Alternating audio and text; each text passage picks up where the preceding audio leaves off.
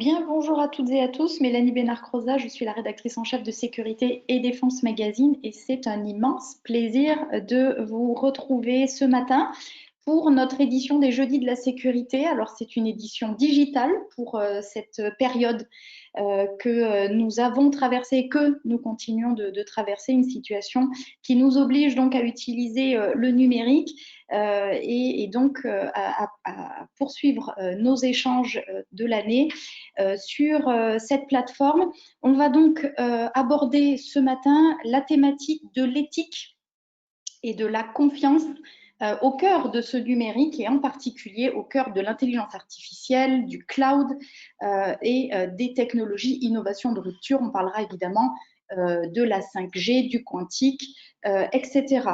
Des thématiques évidemment qui ne vous ont pas échappé sont au cœur de l'actualité nationale française, mais également de l'actualité européenne et internationale.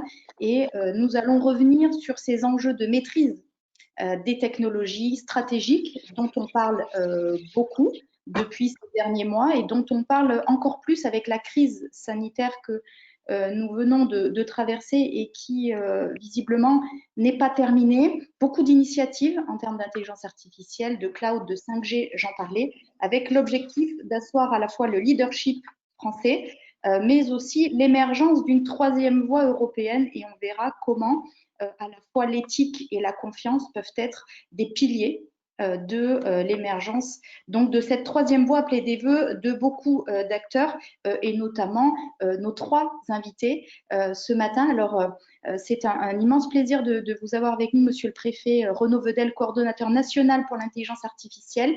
Malheureusement, nous ne vous voyons pas, mais nous aurons le plaisir de vous entendre et de pouvoir échanger avec vous. Merci d'être avec nous. Bonjour Madame Bénard-Croza, bonjour à tous. Nous avons également Paul-Olivier Gibert, CEO de Digital Ethics. Merci beaucoup Paul-Olivier d'avoir accepté cette invitation. Et puis nous avons Étienne Grasse, directeur secteur public Europe pour Capgemini. Merci beaucoup Étienne d'être avec nous également ce matin pour vos expertises, votre vision, vos questionnements sur cette thématique de l'éthique et de la confiance. Alors, Monsieur le Préfet, je vous propose que l'on débute ces échanges avec vous. Peut-être juste avant de démarrer sur les débats, je précise à ceux qui nous suivent que vous pouvez nous adresser évidemment vos questions dans la rubrique chat que nous pourrons bien sûr traiter avec nos différents intervenants tout au long du débat. Alors, Monsieur le Préfet, est-ce que vous pouvez peut-être, pour débuter cette conférence, revenir pour nous sur les contours, la feuille de route de la stratégie intelligence artificielle que vous portez et notamment ces nouvelles orientations? Cette stratégie, je le rappelle, couvre une période de 5 ans. Elle découle du rapport Villani qui avait été adopté en 2018 par le président de la République et le gouvernement. Elle prévoit 1,5 milliard d'euros d'argent public, mais aussi en cofinancement avec des engagements des collectivités territoriales de l'Europe et des entreprises privées, bien évidemment. Et elle couvre de nombreux secteurs, avec parmi les secteurs prioritaires ceux de la santé, ceux des transports, ceux de l'emploi et de la formation et ceux de la défense. Cette stratégie aujourd'hui s'élargit progressivement à de nouveaux secteurs. On sait que le ministère de l'Éducation nationale et le numérique éducatif sont en train de travailler dans un cadre qui va s'élaborer tout cet automne et qui devrait aboutir à un secteur supplémentaire dans la stratégie nationale pour l'IA. Il y a également le ministère de la Transition écologique qui vient de créer un écolab et qui également va préparer beaucoup de volets sur des questions aussi variées que la biodiversité, les bâtiments à l'économie d'énergie dans le bâtiment, l'énergie et l'amélioration de l'énergie avec l'intelligence artificielle, beaucoup de secteurs. Et puis, on voit bien que l'intelligence artificielle est quelque chose qui se diffuse à plein de secteurs. Il y a aujourd'hui des projets dans des domaines aussi variés que l'agriculture, que la culture, que la sécurité intérieure. Et donc, cette stratégie, il s'agit d'organiser tout cela, de faire des ponts, de faire des échanges et bien évidemment de travailler dans un cadre qui prend en compte les questions d'acceptabilité sociale et les questions de placement de l'humain au centre de tout ça. Monsieur le Président, par rapport à la thématique que l'on évoque ce matin, quelle est la dimension éthique aujourd'hui dans votre feuille de route? Vous parlez d'acceptabilité. On sait que l'intelligence artificielle suscite aussi un certain nombre de questions et ça peut être légitime. Comment est-ce que vous intégrez cette dimension de l'éthique, également de la cybersécurité, parce qu'on sait que c'est un des piliers, notamment en termes de confiance, et donc dans le sens de l'acceptabilité, ce sont des piliers importants. L'intelligence artificielle, c'est quoi? C'est de conférer une certaine marge d'autonomie à des machines. Et donc, c'est de faire travailler, coopérer l'humain et la machine. Ça suppose plusieurs sujets. D'abord que cette coopération soit au service de l'humain, qu'il s'agisse du salarié, de l'employé, de l'ouvrier ou du cadre, et faire en sorte que l'humain reste à la fois responsable. Et donc, il y a beaucoup de sujets d'explicabilité des décisions, de pouvoir tracer, comprendre pourquoi la machine fait telle ou telle recommandation, la façon de comprendre le fonctionnement intrinsèque de ces outils d'intelligence artificielle, car parfois, ils ne peuvent pas tout faire, ils sont très spécialisés, et on peut vite oublier et personnifier un ordinateur. Il ne faut jamais le faire, il faut toujours savoir qu'un ordinateur, qu'il soit, je dirais, classique, programmé intégralement, ou qu'il embarque des fonctions d'intelligence artificielle, c'est-à-dire avec une capacité d'autonomie, ça reste une machine, elle a un espace d'apprentissage, elle a un espace de programmation, et il faut que les gens soient formés à cela, aussi bien le grand public que les salariés, évidemment, à des niveaux différents. Et puis par ailleurs, ces intelligences artificielles qui vont être embarquées, qui vont être de plus en plus nombreuses, ne doivent pas conduire à une société, je dirais, automatisée, voire de surveillance, dans laquelle les machines un peu contrôleraient tous nos faits et gestes. Au contraire, elles doivent rester à leur place pour des finalités et des fonctions bien précises, et avec un débat public qui institue et qui régule tout ça. Et il y a beaucoup de chantiers qui se posent en termes aussi de propriété intellectuelle, de protection des données personnelles et aussi de secret des affaires. Donc il faut organiser tout cela. Ça nécessite quand même ces changements technologiques de revisiter un certain nombre de cadres juridiques. Et il faut le faire avec toujours dialogue et puis surtout dans le cadre d'un compromis politique social global. Paul-Olivier, merci Monsieur le Préfet. Alors on reviendra sur ces différentes questions à la fois du cadre juridique et des données dont vous parliez. Paul-Olivier, peut-être revenir sur l'éthique. L'éthique numérique, en fait, c'est quoi exactement? Alors, l'éthique numérique, si on reprend les termes, on arrive à quelque chose qui est totalement polysémique, avec énormément de sens possible, puisque l'éthique, c'est un sujet philosophique qui est traité depuis les débuts de la philosophie avec des nuances extrêmement fortes.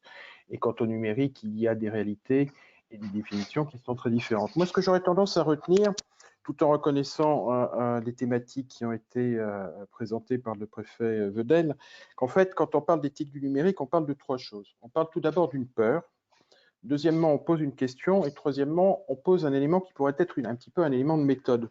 Une peur, c'est une peur qu'on retrouve sur le numérique, qui actuellement s'exprime sur l'IA, mais qui s'est exprimée sur d'autres manifestations du numérique de manière précédente, et qu'on retrouve dans l'histoire de la pensée de la littérature dans d'autres domaines. C'est la peur de l'homme dépassé par sa créature. Donc c'est le golem, c'est Frankenstein et tout ça. Et donc là, on a peur de voir des intelligences artificielles qui prendraient ou qui essaieraient de prendre l'ascendant sur l'humain, un petit peu comme ça a été présenté dans 2001, l'Odyssée de l'espace. Donc ça, c'est la peur qui est derrière cette expression. C'est une peur, donc on n'est pas dans le rationnel, mais ça fait quand même partie des éléments qu'on a du mal à expurger et à faire sortir du comportement humain. La deuxième chose, c'est la question. Quel est le bon usage de la technologie? Mais ça, on le retrouve sur les technologies digitales, celles qui sont nées finalement de l'automatisation et de la reproduction de mécanismes de pensée, alors qu'auparavant, on avait des mécanismes de reproduction et de diffusion de la force physique. Et donc ça, quel est le bon usage de cette technologie? Mais c'est là qu'on retombe aussi sur des choses qui sont un petit peu différentes et sources d'enjeux. Il est assez vraisemblable que si on est un cadre du Parti communiste chinois, on n'aura pas forcément la même réponse que quand on est un fonctionnaire français. Qu'on n'aura pas forcément la même réponse lorsqu'on est un industriel que lorsque l'on est un syndicaliste. Et donc c'est quelque chose qu'il fait qu'on sera en situation un petit peu de tension de débat. Et puis la troisième chose, c'est la méthode. C'est la méthode pour trouver le bon positionnement. Et c'est là qu'on retombe sur une des définitions de l'éthique. L'éthique, ce n'est pas forcément des règles prédéfinies, c'est d'abord une réflexion pour trouver la bonne réponse, le bon comportement ou la bonne réaction face à une situation. Donc finalement, là, tu reviens aussi sur la dimension éthique sociétale. Et donc, c'est quelque part l'une des troisièmes voies. On parle d'éthique by design, on parle d'éthique des usages que tu évoquais. Oui. Finalement, l'éthique sociétale et donc comment la technologie va impacter notre société. Et ça, c'est aussi la façon de concevoir les technologies de demain en intégrant cette dimension. Et c'est là que l'on rejoint effectivement les problématiques d'éthique by design. Et puis, n'oublions pas un adage qu'on a un petit peu oublié, qui a une vingtaine d'années, c'est code is law. La loi, c'est le code, c'est-à-dire la manière dont sont codés, dont sont construits les applications en détermine les possibilités d'usage. Et c'est là effectivement que la réflexion sur l'éthique by design, sur l'éthique pas de l'usage, mais carrément de la conception des outils, prend une très grande importance, effectivement. Il y a un point que l'on perçoit en filigrane, le préfet Vedel l'a évoqué il y a quelques minutes, et on va y revenir aussi avec Étienne Grasse parce que c'est un sujet évidemment clé au cœur de ces sujets technologiques, qui est l'humain qui est au centre évidemment à la fois de nos préoccupations, mais aussi de ce que l'on va décider de faire de ce futur qui nous appartient.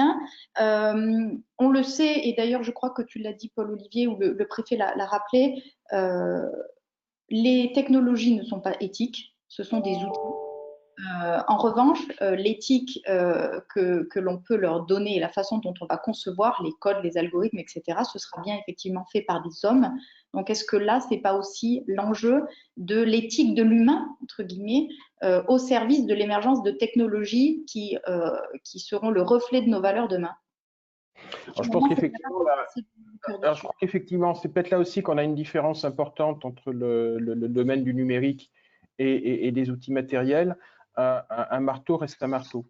En revanche, la manière dont est construit un programme informatique ou un service informatique peut traduire énormément de choses, oui. Donc, effectivement, on a des enjeux qui sont assez forts, c'est-à-dire que l'humain ou notre conception de l'humain est un rôle central dans les technologies que nous ayons des technologies qui soient technologies numériques, qui soient compatibles ou marquées par notre conception de ce qu'est un humain. Oui, tout à fait.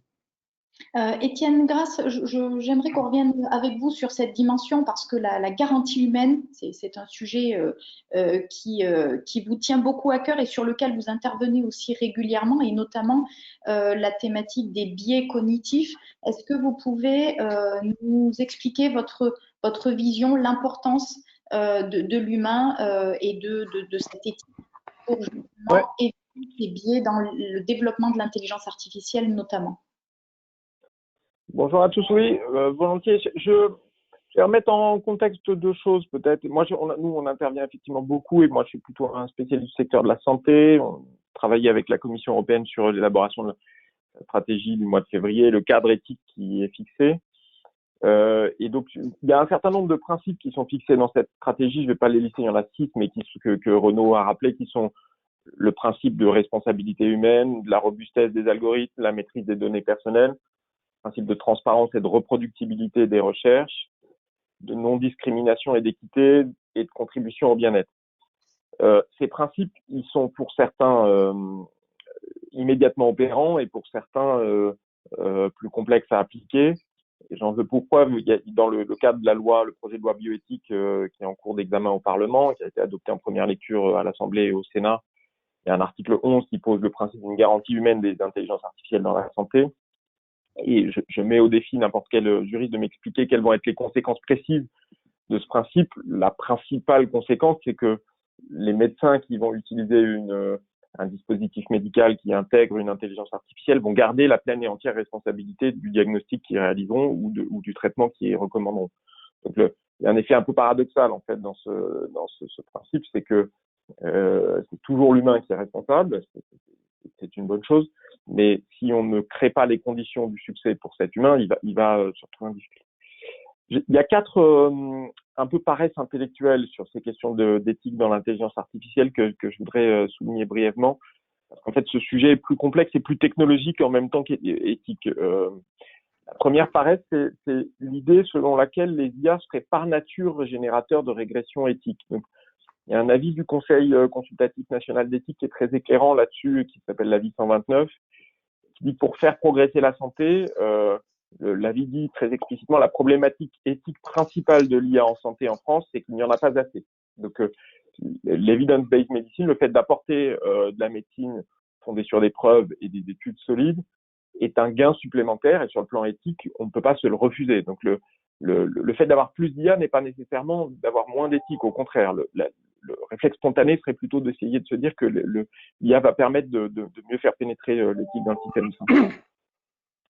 Il y a une deuxième mauvaise idée qui est de dire les IA se voient assigner des objectifs et ces objectifs correspondent à des choix de valeurs spécifiques à une société.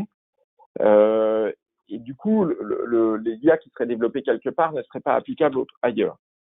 Alors, ça, c'est vrai. Il y a une superbe expérience internationale qui s'appelle The Moral Machine, qui est un projet qui a été fait par le professeur de la Toulouse School of Economics, qui montre que les IA qui seraient programmées pour faire des véhicules autonomes, typiquement, sont très, très directement déterminés par des choix de valeurs. Est-ce que vous préférez écraser?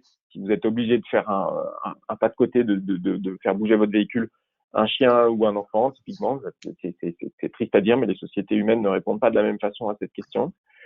Et donc, à partir du moment où on raisonne avec le mot éthique et qu'on parle pas de morale, l'idée d'une morale universelle, on assume qu'il y a finalement, pour une société donnée, une réponse qui peut être différente à un certain nombre de dilemmes, qui sont des dilemmes moraux. La vérité, c'est que les IA ne sont pas simplement programmées en fonction d'objectifs, ça c'est important de l'avoir à l'esprit, mais qu'elles sont le reflet d'un ensemble de données. Les données sont des données d'environnement. Donc, si vous devez programmer demain une intelligence artificielle pour détecter un risque de cancer du sein à partir de mammographie de façon un peu systématique, les données d'environnement vont être importantes parce qu'elles vont permettre de savoir quelle est la force du dossier médical qui entraîne vos intelligences artificielles.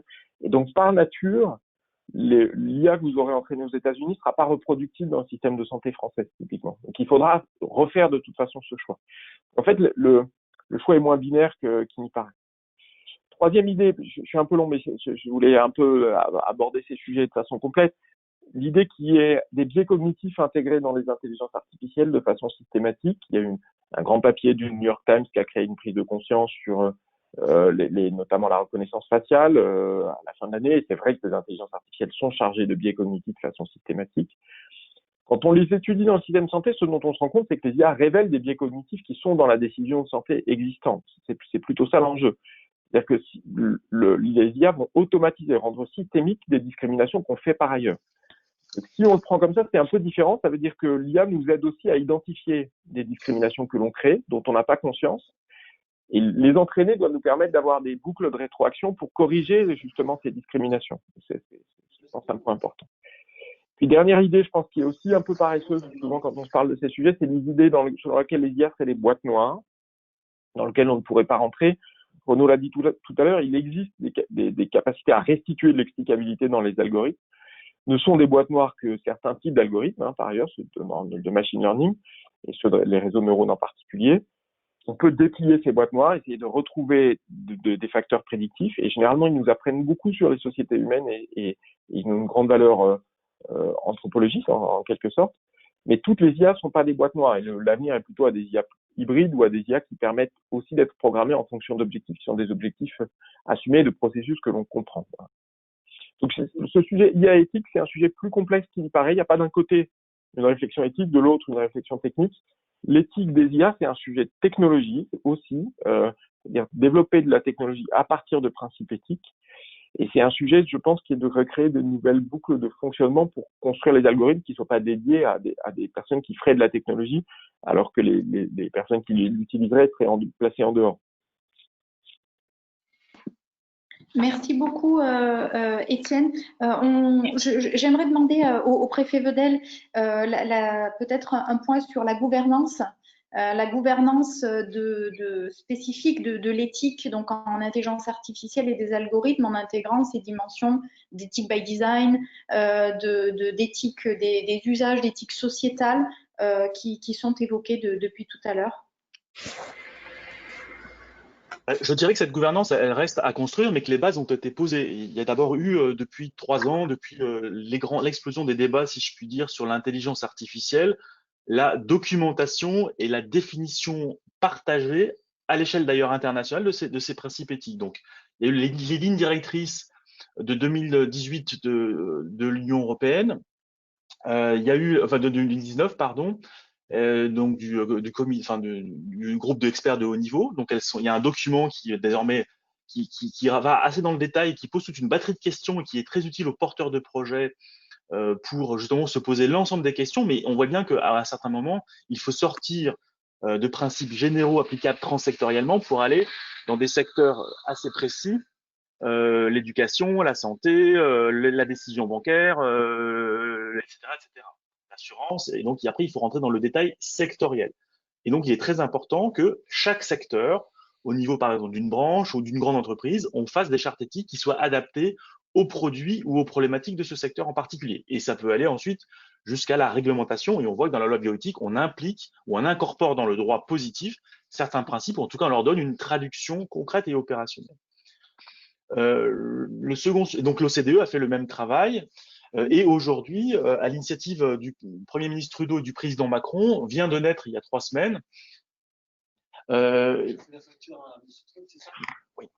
Vient de naître il y a 3 semaines une organisation internationale, la première organisation internationale spécifiquement dédiée à l'IA, le Partenariat mondial pour l'IA, qui justement a aussi vocation, parmi d'autres sujets, à intégrer ces questions éthiques, et tout un groupe de travail piloté d'ailleurs par le grand expert, le grand spécialiste de l'IA, Yoshua Bengio, travaillera justement sur l'IA responsable, mais un autre groupe de travail déclinera ces principes au niveau de l'innovation et de la commercialisation. Un autre groupe de travail déclinera ces principes au niveau du futur du travail dans la relation entre, en équilibrant, si je puis dire, l'éthique de l'usage d'IA vis-à-vis des salariés, vis-à-vis du consommateur ou pour les fonctions de productivité de l'entreprise.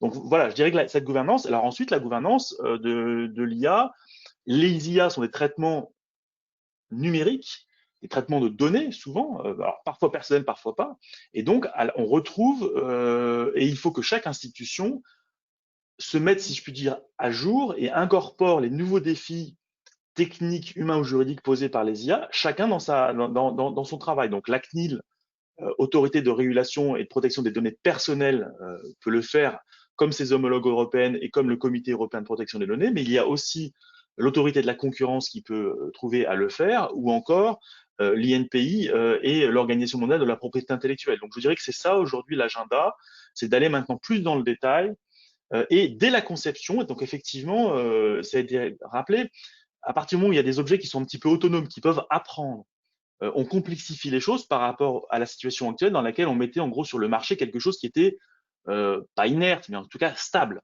Il pouvait y avoir des mises à jour, mais c'était stable. Et donc, les conditions de responsabilité et de commercialisation, en gros, avant la mise sur le marché, on faisait des tests, des certifications, des agréments. Je simplifie un petit peu, hein, mais c'était ça. Avec les IA, si vous avez des produits industriels qui embarquent une intelligence artificielle, non seulement vous allez devoir, dès la conception, faire des choix qui incorporent du droit, en fait, Code ESLO, l'a rappelé notre interlocuteur tout à l'heure, et en même temps, vous allez devoir concevoir la façon dont, postérieurement les mises sur le marché, si le produit évolue par l'apprentissage, vous allez devoir trouver des mécanismes de vérification ou de certification réguliers. Voilà, donc on en est là, et l'Union européenne, d'ailleurs, a fait un intéressant rapport sur ces questions de responsabilité du fait des produits, le 19 février dernier, dans son grand package de 4 textes globaux sur l'intelligence artificielle. Effectivement, sur la charte éthique, on voit aussi que les industriels de la sécurité, notamment, se sont saisis du sujet, puisqu'au sein du comité stratégique de filière, cette charte éthique est en cours, et donc les acteurs qui font partie de cette filière devront s'engager, donc évidemment, non seulement à la signer, mais bien sûr à la respecter. Donc on voit effectivement que ça se diffuse dans différentes strates. Peut-être sur ce sujet-là, sur la question de sécurité, il y a un sujet spécifique, parce que dans les grands principes, il y a le fait que l'IA ne doit pas nuire et qu'elle doit servir le bien-être. Mais évidemment, dans les questions de sécurité, c'est un peu plus compliqué parce que c'est le bien-être de qui? Il faut le définir. Est-ce que c'est le bien-être de la société? Est-ce que c'est le bien-être des victimes? Ou est-ce que c'est le bien-être des personnes mises en cause? Et donc, on voit bien qu'on ne peut pas appliquer le principe de bien-être de la même manière en sécurité qu'en santé. Et donc, c'est pour ça qu'il faut faire des compromis. Et évidemment, en sécurité, l'adhésion peut trouver des limites, car l'information, la transparence sont nécessaires. Évidemment, la coopération complète, pleine et entière de toutes les personnes à qui on applique les IA n'est pas possible. Donc, lorsqu'on fait de la police judiciaire ou de l'investigation ou de la surveillance de personnes qui créent des troubles ou qui sont auteurs d'actes d'infraction, évidemment, on ne peut pas forcément coopérer pleinement avec elles. A priori, a posteriori, il y a le droit à la défense, un procès équitable, mais voilà. Donc toutes ces IA posent aussi des questions spécifiques à chaque secteur. Vous avez évoqué, Monsieur le Préfet, aussi la question des données. Hein, évidemment, elles sont au cœur des enjeux, alors que ce soit dans le domaine de l'intelligence artificielle, mais évidemment dans le domaine du cloud et bien plus largement de notre société, puisque on le sait aujourd'hui, les données sont la nouvelle or noir. Et d'ailleurs, une banque suisse évoquait il y a quelques semaines que les données valaient plus que l'or. Désormais. Sur ces enjeux de données, il y a plusieurs thématiques, à la fois assurer l'éthique, la sécurité, la valorisation de ces données pour ne pas s'en priver, pour faire évoluer un certain nombre d'outils au service et au bénéfice des citoyens. Et puis, il y a également un enjeu qui est celui de la souveraineté, qui revient sur le devant de la scène exacerbé par cette crise que nous avons connue et que nous connaissons toujours, sanitaire, demain économique et sociale. On voit un certain nombre d'actions, d'initiatives qui sont plutôt, on dirait, je dirais rassurantes ou qui vont dans le bon sens. Et puis en même temps, on voit d'autres actions qui suscitent des interrogations. Et notamment qui continue à aller dans le sens de la dépendance extra-européenne et dont on a bien vu les problématiques que ça pouvait poser dans le domaine de la santé. Comment aujourd'hui est-ce que vous voyez ces thématiques à la fois de data trust, Étienne, Monsieur le Préfet, sur ces questions de sécurité, de valorisation et de souveraineté autour de la donnée? Paul-Olivier aussi, c'est une question que je vous pose assez ouverte à tous les trois.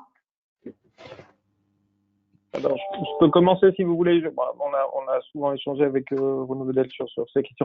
Moi, je pense qu'il y a beaucoup de confusion à nouveau sur ces questions de valorisation des données et la phrase que vous avez prononcée en est l'illustration. Je ne pense pas que les données valent de l'or. Elles ne le vendront jamais, pas plus qu'elles sont du pétrole ou du nouveau pétrole, comme on dit d'autres fois. Il y a un malentendu en fait derrière la valeur. La valeur, elle est liée toujours à ce qu'on fait de ces données, donc au service qu'on produit avec ces données et à la manière avec laquelle on peut créer de la valeur à partir de ces services. Donc on est sur des chaînes d'analyse de valeur qui reposent sur le fait de créer effectivement des modèles de marché.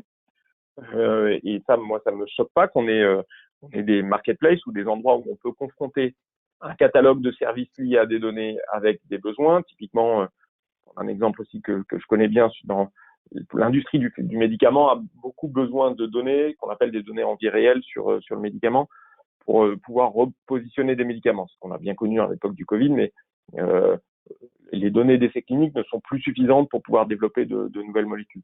On est quelque part un catalogue de l'ensemble des données en vie réelle, déidentifiées, non personnelles, et des services qu'on peut produire à partir de ces données et qu'on le confronte aux besoins des laboratoires. Ça va permettre de créer de la valeur de santé collective, d'avoir de nouveaux produits, de les appliquer pour de nouveaux traitements et d'améliorer l'état de santé de la population. Donc ça crée de la valeur. Après, vous voyez bien que cette analyse de valeur, c'est pas on voit émerger à l'échelle internationale des entreprises qui se proclament des brokers de la donnée de santé. C'est pas les comptes rendus de biologie du patient diabétique valent, disons, c'est le fait de disposer d'une cohorte complète, d'identifier de patients diabétiques qui ont donné par ailleurs des informations sur l'état de santé quand ils avaient pris un médicament de longue durée fiable et qui, quand ça atteint une taille critique suffisante, qui va créer de la valeur. Donc, je ne crois pas à la valeur des données proprement dit. D'ailleurs, il y a un très bon travail qui a été fait par une université britannique de Leeds sur ces sujets.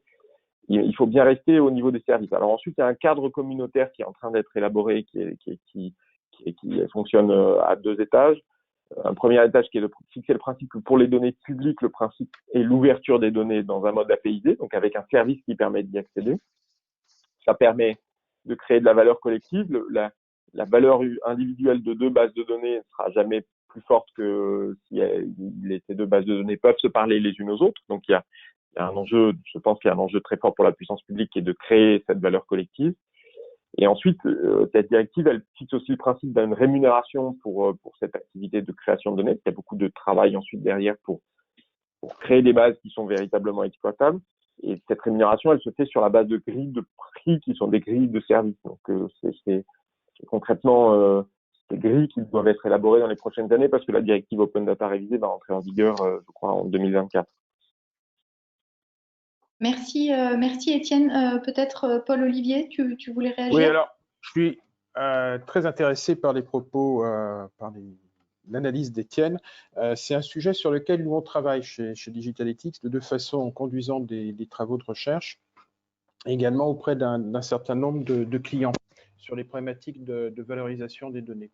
Alors, ce qui est vrai, c'est que de notre point de vue, d'après les travaux que l'on a conduits et ceux auxquels on a participé, la donnée est un nouveau type d'actif. C'est quelque chose que l'on a du mal à qualifier et qui effectivement est parfois souvent difficile à dissocier de son usage. En tout cas, ce qui est clair, et ça c'est des choses que l'on a pu voir, c'est que pour développer un certain nombre de services, il faut à la fois du logiciel, et ça c'est à peu près relativement classique, et deuxièmement des données. Et donc dans les gens que l'on a assisté sur la mise en place de services de ce type-là, il y a toute une réflexion qui se fait sur la pesée entre la valeur apportée par le jeu de données et la valeur apportée par la capacité à traiter les données. Et c'est là-dessus qu'il y a des pistes très intéressantes en matière d'évaluation de la valorisation des données.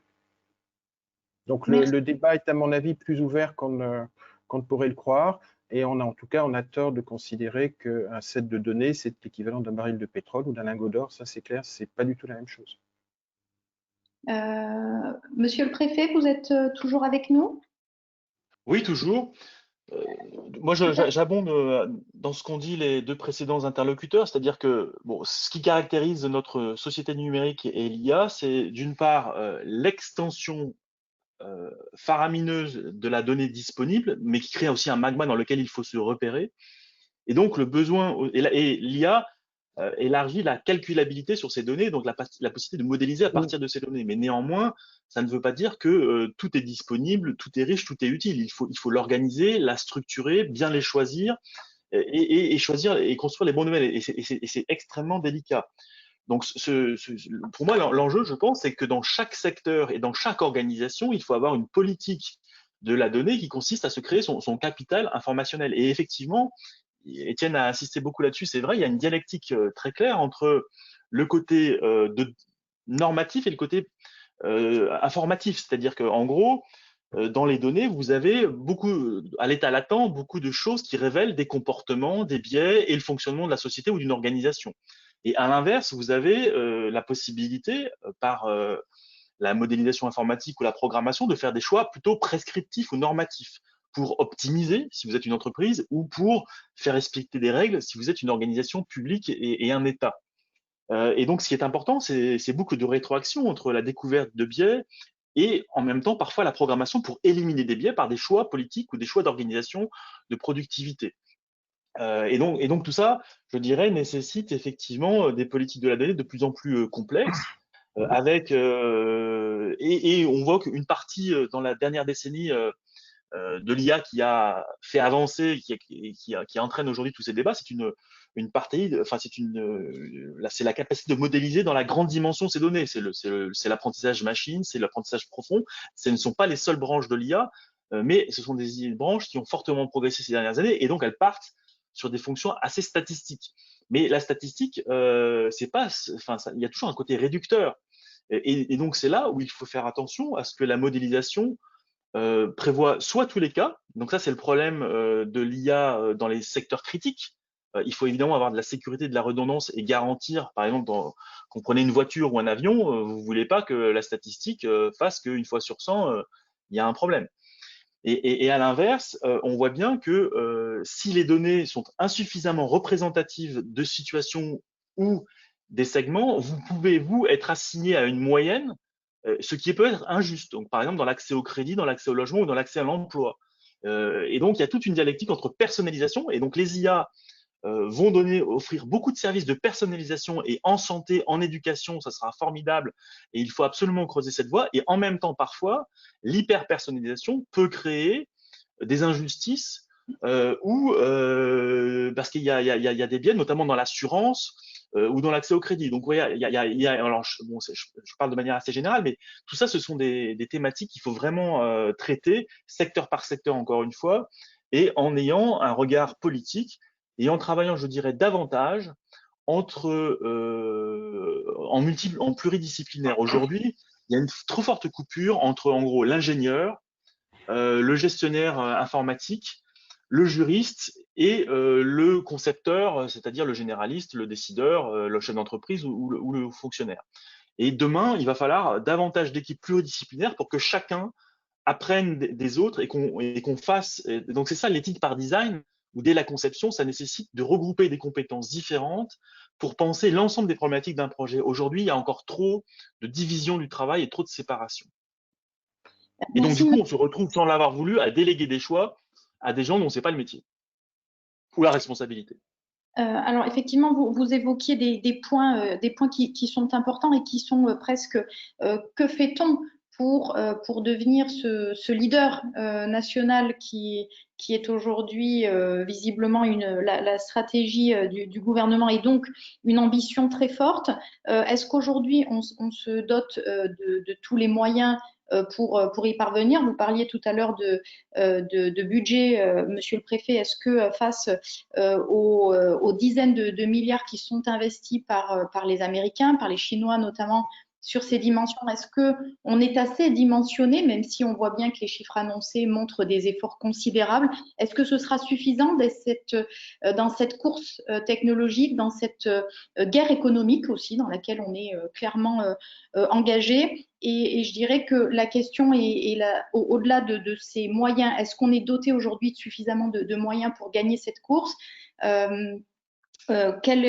Comment peut-on réellement faire émerger cette troisième voie européenne? Est-ce que vous êtes convaincu que l'éthique, la confiance sont vraiment des piliers pour faire émerger cette troisième voie et les derniers leviers que nous devrions activer pour pouvoir y parvenir? D'abord, quand on veut dans une course, il faut avoir l'ambition de courir la course. Donc, effectivement, la stratégie nationale, elle est d'abord la résultante de l'ambition voulue par le président de la République sur ces sujets numériques, sur ces sujets d'intelligence artificielle. Et effectivement, on voit bien qu'aujourd'hui, puisque les systèmes d'intelligence artificielle, je pense qu'il faut parler au pluriel, le singulier n'existe pas vraiment, pourraient être des technologies de rupture, en tout cas, qui seraient l'une des technologies ou un ensemble de technologies au cœur des progrès technologiques. Il n'y a pas que ça. Malgré tout, il y a le quantique, il y a plein d'autres, il y a plein d'autres domaines de technologies de rupture. Mais en tout cas, c'est l'un d'entre eux. Et donc, quelque part, aujourd'hui, on a un peu l'impression que l'IA ou les IA sont un peu à notre société actuelle ce que la concurrence spatiale était dans les années 60, c'est-à-dire à la fois une frontière technologique et un petit terrain de rivalité géopolitique. Je ne crois pas que la question se mesure uniquement en milliards, même si ça compte. Elle se mesure surtout en capacité d'adopter le progrès, c'est-à-dire d'être capable de suivre la recherche la plus récente, d'être capable de transférer assez rapidement et de plus en plus en innovation technologique et en création de cas d'usage ces technologies. Et les IA sont quand même un domaine dans lequel l'innovation, elle n'est pas seulement, elle est très importante sur le plan abstrait, c'est-à-dire le plan de la science, mais elle compte aussi beaucoup dans l'usage, dans l'expérimentation, dans l'application dans les entreprises. Mais personne mieux que les entreprises peut être capable de déterminer quels sont les bons cas d'usage. Simplement, pour cela, il faut des talents formés. Donc, je dirais, un des rôles de la puissance publique, c'est de faire croître l'écosystème de formation en numérique et en IA. Donc là, il y a des objectifs quantitatifs très clairs dans la stratégie. Le second sujet, c'est aussi d'avoir un cadre législatif et réglementaire plus favorable qu'aujourd'hui à l'innovation et à l'expérimentation avec ces données. Moi, j'ai un peu le regret, j'ai encore fait l'exercice hier, quand vous tapez Artificial Intelligence dans le moteur de recherche du Comité européen de la protection des données, vous avez ensemble vide. Bon, ça montre quand même qu'on n'a pas totalement relu le RGPD à l'aune de ces enjeux. Quand vous tapez la même chose sur nos anciens collègues qui sont désormais nos concurrents économiques, les Britanniques, sur l'ICO, vous avez 150 réponses, plus des exemples de cas pratiques, plus un jeu qu'on appelle un bac à sable expérimental, plus des façons de renseigner les études d'impact. Donc voilà, il y a des, enfin voilà. Donc nous, si on veut être les meilleurs en Europe, il faut faire aussi bien que nos concurrents anglais et que nos amis à la fois, enfin dans la compétition franco-allemande ou franco-néerlandaise. Donc voilà, ça c'est des ensembles de sujets qu'il faut faire, mais peut-être que Étienne, qui a une vision européenne, aura plus de leçons à tirer. Vous voulez que je prenne la suite? Moi, je pense que je suis totalement aligné avec ce que Renaud vient de dire. Je pense que il faut qu'on sache exactement les segments sur lesquels on doit investir. Donc, on a la chance d'avoir un délégué interministériel et ça permettra de mieux identifier. La France peut pas prétendre à être présente partout. Je pense typiquement, elle a fait récemment un investissement important sur les données de santé qui est issu du plan Villani, qui est déjà un beau succès. Il y a des sujets qu'on croise, je ne vais pas faire la liste des projets qu'on suit et qu'on accompagne, y compris parce que je suis pas sûr que nos clients soient toujours d'accord pour qu'on en parle, mais il y a des sujets qu'on croise sur beaucoup de projets qui sont des sujets de management de la donnée, notamment de la donnée dans le cloud. Il y a beaucoup de services pour l'intelligence artificielle qui n'existent que dans le cloud. On a un dilemme souvent entre le fait d'avoir accès à ces services dans des clouds qui sont des clouds américains ou le fait de se concentrer sur des infrastructures nationales, mais de perdre de la profondeur pour réaliser des projets d'intelligence artificielle. Je pense que ça, c'est un des nœuds les plus importants à dénouer, à titre personnel, et ça implique du coup de faire monter en gamme une offre de cloud, j'allais dire souveraine, et sur les couches qu'on appelle PaaS, plateforme as a service. Je pense qu'il y a un enjeu stratégique autour de la labellisation des données pour les grands programmes d'IA qu'on dit supervisés. Là, on voit bien que dans certains écosystèmes économiques, en particulier chinois, le fait d'avoir des usines de labellisation des données, je crois pas beaucoup dans ce modèle, mais le fait d'avoir une capacité à labelliser massivement des grandes masses de données permet de gagner beaucoup d'avance. Moi, j'ai été frappé, je prends un exemple, mais les hôpitaux chinois ont été capables en 3 semaines de qualifier 50 000 scanners pulmonaires pour pouvoir entraîner une intelligence artificielle à détecter un cas de Covid positif. 50 000 scanners pulmonaires en 3 semaines, c'est une capacité de production industrielle d'intelligence artificielle qu'aucun pays au monde ne peut démontrer aujourd'hui. Et donc cette capacité-là, elle peut être stratégique sur quelques programmes. Étienne, sur la thématique du cloud que vous évoquiez, est-ce que l'émergence et donc la naissance de Gaia X au niveau européen est une bonne nouvelle?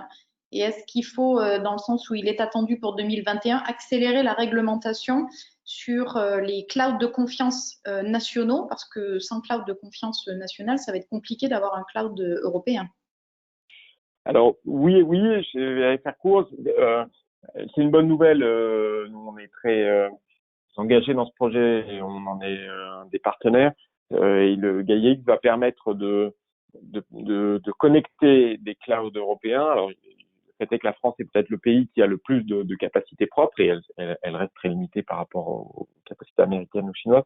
Et de les connecter pour leur permettre de distribuer leur puissance de calcul et leurs capacités ensemble, et donc d'atteindre des standards qu'on dit hyperscale dans le monde du cloud à l'échelle internationale. Donc le Gaia X est fondamentalement une plateforme d'interconnexion des clouds européens, et c'est la seule démarche possible, j'allais dire, pour atteindre des capacités de production ou des chaînes de production équivalentes à celles qui existent dans les gros clouders américains.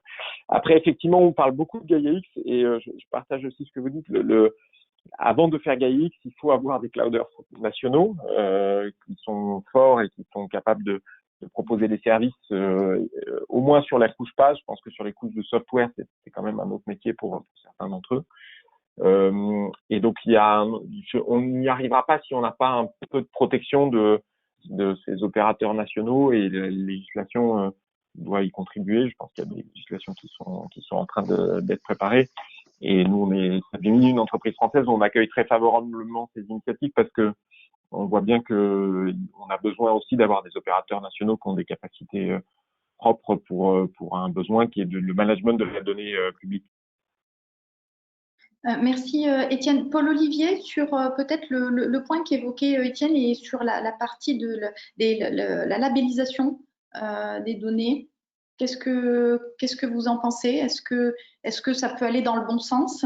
Est-ce que ça peut permettre effectivement… Qu'est-ce qu'on entend par labellisation des données? Est-ce que ça veut dire qu'on a les données, donc comme le cas des 50 000 scanners ou pulmonaires, sur lesquels on a une annotation par un radiologue disant cette image correspond à tel type de cancer? Exactement. D'accord. Exactement. Donc ça, effectivement, il faut le faire et c'est une vraie problématique que d'avoir des volumes de données qualifiés. C'est-à-dire que ça rejoint la question sur la valeur de la donnée. L'image issue d'une ARM ou d'un scanner n'a pas la même valeur si elle est annotée ou si elle ne l'est pas. Et ça d'ailleurs, c'est une valeur qui n'est pas forcément… Bon, enfin, c'est un autre sujet. C'est un sujet précédent. Donc ça, je pense qu'effectivement, c'est des choses sur lesquelles on doit être en mesure d'agir. Et effectivement, la question, c'est est-ce qu'on est capable de faire 50 000 scanners sur une période courte et d'avoir en face la qualification pour les annoter et la centralisation pour le faire. Donc ça, d'après ce qu'a dit Étienne, et ça semble correspondre un petit peu à ce que je perçois, on ne sait pas faire. Donc ça, il faut effectivement le développer. Ensuite, ce qu'on appelle les labellisations. Ce qu'on peut voir, c'est les labellisations de conformité. Alors, il y a un outil dont on a un petit peu parlé, et peut-être pas assez, qui est le RGPD.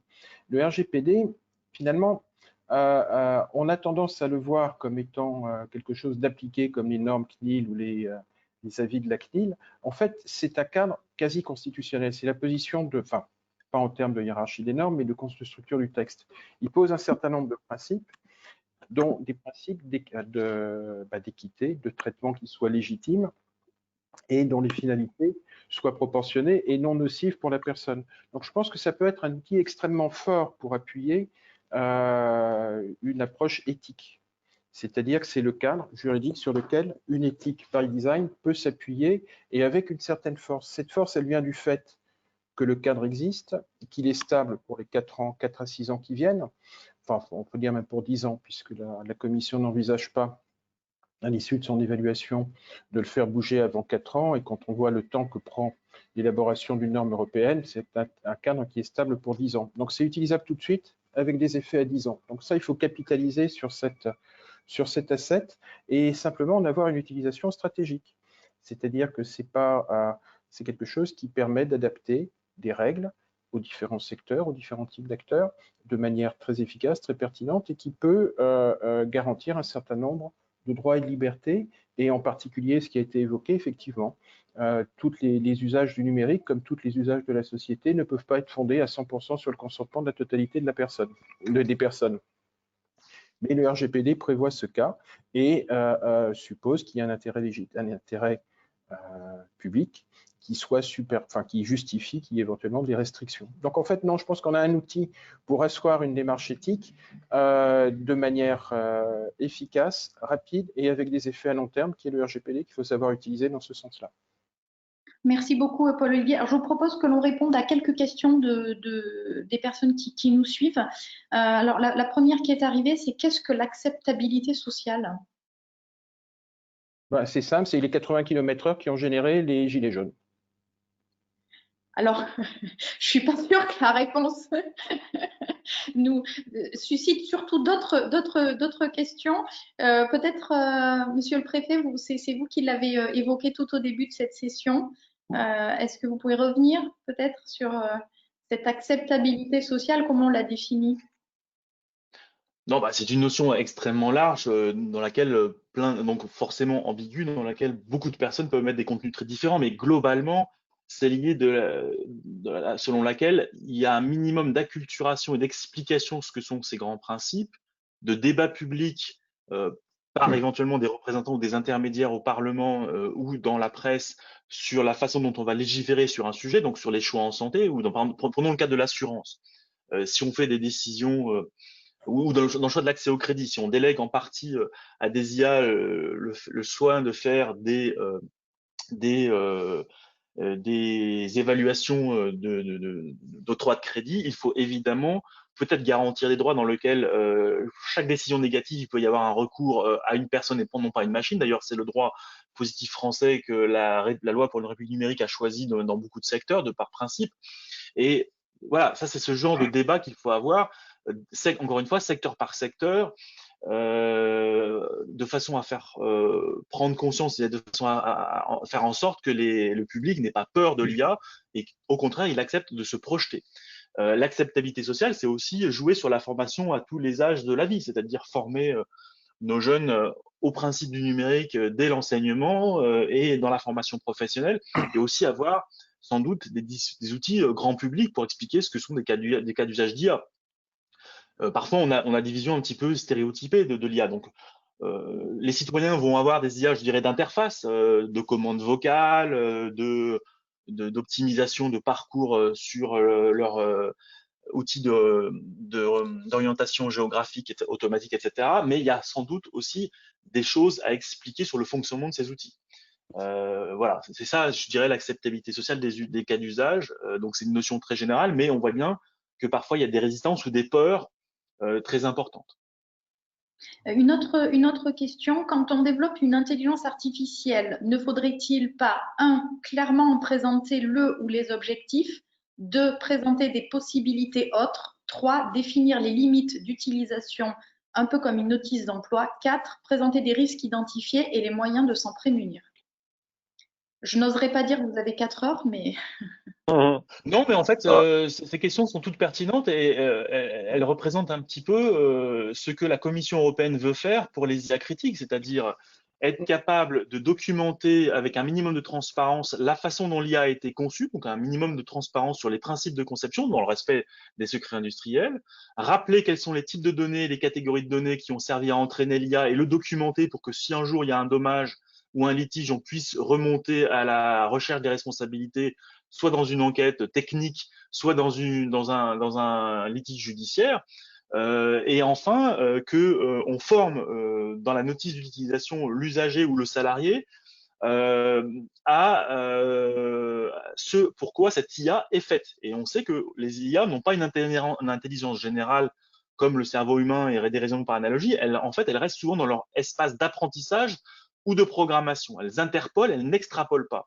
Et donc, il est très important pour une personne de connaître les limites de l'outil qu'elles ont entre les mains ou qu'elles doivent ou dont elles ont la responsabilité. Si on parle du médecin qui de toute façon ne pourra pas se départir, même s'il utilise des IA, de sa responsabilité de diagnostic. Donc c'est ça, je dirais un petit peu la façon d'expliquer les choses. Et oui, enfin clairement, il faut répondre positivement à toutes ces questions. Avec un exemple qui est très simple, c'est les notices que l'on a pour les médicaments. Il y a les effets secondaires, il y a les limites, il y a des choses de ce type-là, les interactions. Donc en fait, qu'on ait une présentation comme les travaux qui viennent d'être présentés par le préfet Vedel, qui permettent effectivement de savoir finalement qu'est-ce que c'est, comment ça fonctionne et jusqu'où on peut avoir confiance. Moi, je partage aussi. Alors, dans les projets on a un rôle qui s'appelle Product Owner, qui est issu de la production de services digitaux, et on essaie de réutiliser ce rôle qui est en fait la personne qui doit être normalement en charge de répondre aux différentes questions qui ont été soulevées. Et la vérité, c'est qu'en vrai, on s'est enfermé dans un monde très de technologie et le Product Owner joue finalement plus un rôle qui est de travailler avec une interface côté métier qui lui est désignée, mais pas de créer les conditions d'un changement. Il faut être attentif au fait que si on passe pas du temps sur ces questions. Donc, Renaud l'a dit, l'IA, c'est toujours un problème d'optimisation. Les IA vont fonctionner toujours en fonction, en fait, l'idée de la notice me paraît intéressante aussi. C'est du cadre dans lequel on leur a demandé de travailler. Si on laisse les développeurs de ces intelligences artificielles en vase clos, ils vont toujours chercher des solutions techniques et informatiques, en fait, aux problèmes auxquels ils sont confrontés. Et ils vont notamment ne pas prendre le temps d'embarquer tout le savoir implicite qui peut exister dans une organisation ou auprès de leurs salariés. Et on va aller vers une course vers toujours plus de besoins de données, de puissance computationnelle qui atteint ses limites quand même assez rapidement.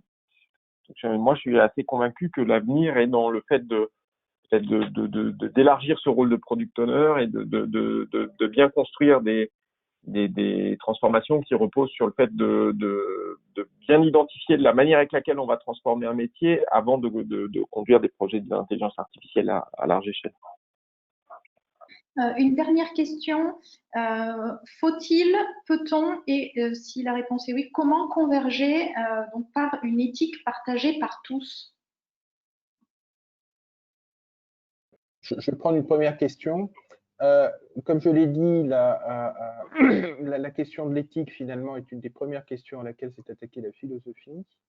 Et quelques milliers d'années plus tard, on n'en est pas sorti. Donc, j'aurais tendance à penser qu'une éthique partagée va être difficile à construire et que même dans une certaine mesure, c'est pas souhaitable. Si on reprend un petit peu un secteur qui est un autre, qui n'a rien à voir, enfin, qui en est très loin, au début du SAMU, c'était la police qui faisait qui ramassait, qui bancardait les blessés sur la voie publique. On a créé le SAMU donc en mettant des médecins et des policiers dans le même véhicule. Ça a posé énormément de problèmes parce que quelle est l'éthique du médecin? C'est je soigne quoi qu'il arrive. Quelle est l'éthique du policier? C'est de constater l'infraction et de permettre l'identification et l'arrestation des auteurs. Donc ça a posé énormément de problèmes. C'est pour ça que maintenant, ce ne sont plus les policiers qui conduisent les ambulances du SAMU, mais des conducteurs civils. Donc en fait, est-ce qu'on peut reprocher aux policiers de vouloir arrêter l'auteur d'une infraction? Ben non. Est-ce qu'on peut reprocher à un médecin de vouloir soigner quoi qu'il arrive? Ben non. Et c'est justement dans ces tensions qu'on a quelque chose qui permet d'avoir une avancée, une forme de, enfin, une avancée, une construction, c'est plus dans cette dynamique que se trouve un équilibre intéressant que dans une solution gravée dans le marbre. Ouais, je peux peut-être inviter les personnes qui écoutent à aller sur le site du projet Moral Machine, donc qui est développé par les équipes du professeur Bonnefond. Vous verrez des publications qui décrivent l'état de leur travail. Ils vous feront faire un petit jeu qui est de programmer une intelligence artificielle pour un véhicule autonome en fonction de choix éthiques qui sont parmi les plus courants. On appelle ça le dilemme du trolleybus. Et dans plusieurs configurations, il y a un certain nombre de dilemmes qui ne reçoivent pas des réponses univoques sur le plan éthique et qui impliquent des choix de valeurs. Si derrière votre question, il y a une question philosophique ancienne qui a commencé avec Aristote, qui s'est poursuivie avec Emmanuel Kant, qui est de savoir si derrière ces choix éthiques, il doit y avoir une morale universelle. Et ça traverse encore, je pense, nos sociétés. Mais vous aurez le sentiment palpable en faisant ce jeu du fait qu'il y a un certain nombre de dilemmes éthiques qui sont sous-jacents dans toute programmation d'intelligence artificielle, qui reçoivent une réponse qui sera la meilleure si elle correspond à une société donnée. Et c'est même une des définitions de l'éthique, c'est-à-dire que l'éthique se définit par l'existence du dilemme, c'est-à-dire que la réponse n'est pas évidente à travers des règles existantes. Monsieur le préfet, peut-être un dernier mot avant de conclure cette session sur ce dilemme. Pour moi, l'éthique, elle est latente dans tous les débats publics, et puis ensuite, elle doit s'incorporer dans le droit positif au fur et à mesure qu'on fait des choix. Et donc, effectivement, secteur par secteur et domaine par domaine, il faut incorporer au niveau de la loi, du règlement, de la jurisprudence ou de la doctrine d'application, ou dans les entreprises, les organisations privées, dans les documents internes au conseil d'administration ou dans certaines chartes ou dans certaines politiques d'utilisation, effectivement, ces principes, ces choix. Et ensuite, comme toutes les institutions, dans une démocratie, on est toujours redevable de ces actes, de ces choix. Et il y a toujours une instance supérieure qui peut vous contrôler. Donc, pour le législateur, c'est le Conseil constitutionnel. Pour l'autorité administrative, c'est le tribunal administratif. Pour d'autres, voilà. Donc ça, je pense que effectivement, domaine après domaine, il faut y travailler. Mais ce qui, à mon avis, n'est pas possible, ou en tout cas, est un choix qui serait mortifère, c'est de rester dans l'attentisme et dans l'observation de ces débats sans avoir le courage de trancher, parfois même en acceptant de trancher de manière expérimentale, en regardant, en mettant un cadre expérimental limité, mais pour regarder ce qui se fait, pour expérimenter, pour innover, car sinon d'autres le feront à notre place, et ensuite nous imposerons leurs choix et leurs produits à l'échelle internationale. En tout cas, si on veut rester dans la course, je dirais, technologique et du progrès humain, et si en plus on veut, par rapport aux finalités et aux promesses des IA, sans penser qu'elles vont tout résoudre, ou sans penser qu'on va avoir un monde purement digital, on va plutôt vers des systèmes cyberphysiques de coopération humain-machine, eh bien, à mon avis, c'est la façon de faire. Et donc, il faut maintenant, secteur par secteur, se retrousser les manches. C'est un peu ce que le commissaire Breton appelle à faire dans les espaces sectoriels de données. Et c'est un peu ce qu'on essayera de faire dans la nouvelle version de la stratégie nationale. Merci beaucoup, Monsieur le Préfet. Donc, on le retiendra du courage et des actions pour saisir et définir le futur tel que l'on veut qu'il se développe. Merci à tous les trois d'avoir été avec nous ce matin pour partager votre vision, votre expertise et vos connaissances sur le sujet. On aura le plaisir de se retrouver demain à 9 h pour le deuxième acte de notre session des Jeudis de la sécurité en version digitale. Et puis, pour ceux qui ne pourront pas être avec nous demain, on aura évidemment le plaisir de vous retrouver pour notre session des Jeudis de la sécurité en septembre à la rentrée. Et j'espère bien, avec beaucoup d'optimisme et d'enthousiasme, que l'on pourra se retrouver en présentiel lors de notre conférence sur Paris et de pouvoir partager un cocktail tous ensemble. Merci beaucoup d'avoir été avec nous. Merci à nos partenaires Atos, Genetec et Capgemini qui nous sont fidèles, qui nous suivent et qui nous permettent d'organiser ces événements dans les meilleures conditions. Merci à nos participants de nous avoir suivis. Je vous souhaite une très bonne journée. Pour ceux que je n'aurai pas le plaisir ni de revoir ni d'échanger d'ici là, je vous souhaite un très bel été. Merci beaucoup à tous. Merci. Au revoir. Merci, au revoir.